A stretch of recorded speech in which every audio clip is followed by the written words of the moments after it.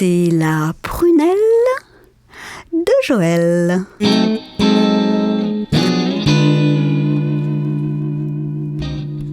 Dans le Marianne numéro 929 du 6 février, page 80, vous pouvez dévorer un article qui s'offre à vous intitulé « Suce au sucre ».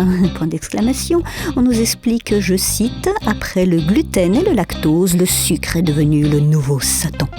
Du coup, sur la même page, juste à côté, un autre article vous explique ce que vous pouvez apporter lors d'une invitation à un dîner en ville. Et quel est le titre de l'article ? Je vous le donne en mille.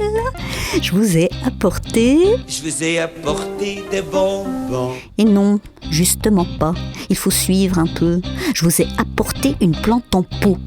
Pour votre dîner en ville, vous ne sucerez pas de bonbons, hein. C'est plein de sucre.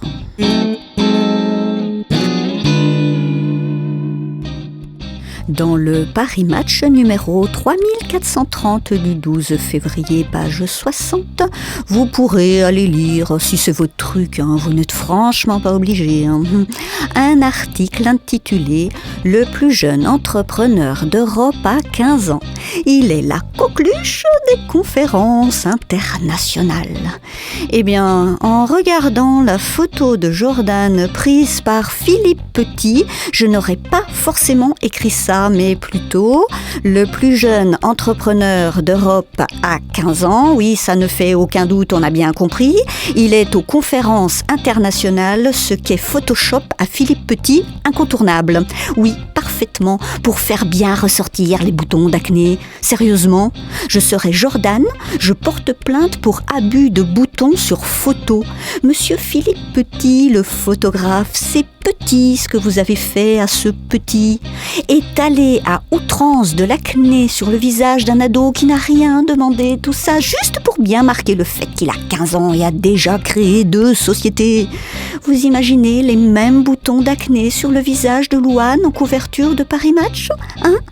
Pas certaine qu'Universal apprécie Monsieur Petit.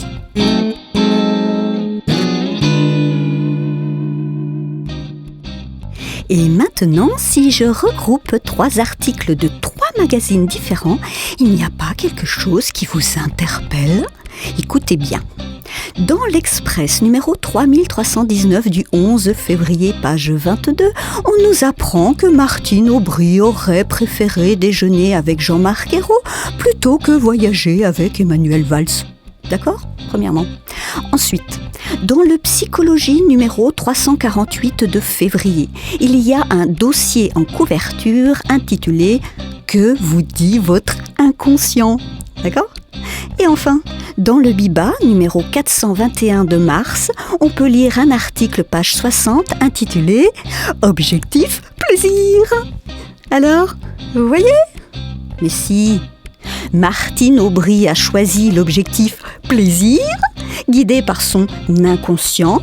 Sans le savoir, Aubry désire Ayrault, car dans son inconscient, elle préfère déjeuner avec un héros qui a une double signification, française et arabe, je ne rappellerai pas celle arabe, plutôt que de voyager avec un homme qui l'enverrait valser. C'est simple, non ?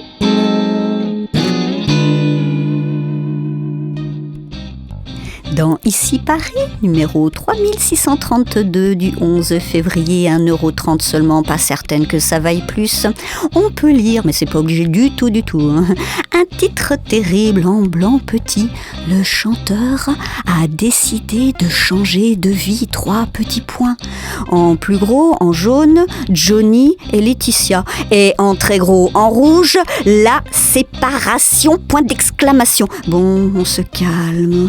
Sur les réseaux sociaux, Johnny et Laetitia s'affichent ensemble. Donc, la séparation n'est pas celle qu'on veuille bien nous faire croire. Elle est rouge et grosse, mais ce n'est pas celle de Johnny de Laetitia, ni de Laetitia de Johnny. Alors, à votre avis, de quelle douloureuse séparation s'agit-il ? 1. Johnny et Laetitia se séparent de leur fille. Oh non, c'est trop cruel. 2. Johnny et Laetitia se séparent de leur ami Nicolas Sarkozy. Oh, c'est déjà moins cruel. Mais non. 3. Johnny et Laetitia se séparent des paparazzi d'ici Paris. Pas cruel du tout, mais impossible. Alors, Ils se séparent de leur chalet suisse. Oh, l'info pourrie, il n'avait que ça à se mettre sous la dent ici, Paris. Oui, mais l'article se termine quand même par un retour sur l'horreur. Mais beaucoup s'inquiètent et espèrent que la liquidation des lieux où Johnny et Laetitia ont été heureux n'annonce pas la fin d'une histoire personnelle qui les aura unis pendant plus de 20 ans. Ils en rêvent tellement ici Paris qu'ils ne peuvent s'empêcher de l'écrire pour provoquer le destin. Ah, la séparation de Johnny et de Laetitia.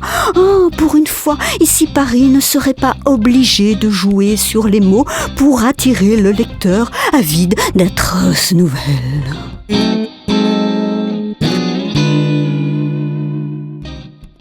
Enfin, pour terminer, je vous annonce la naissance d'un tout nouveau bimestriel, le numéro 1 de Prévention Santé.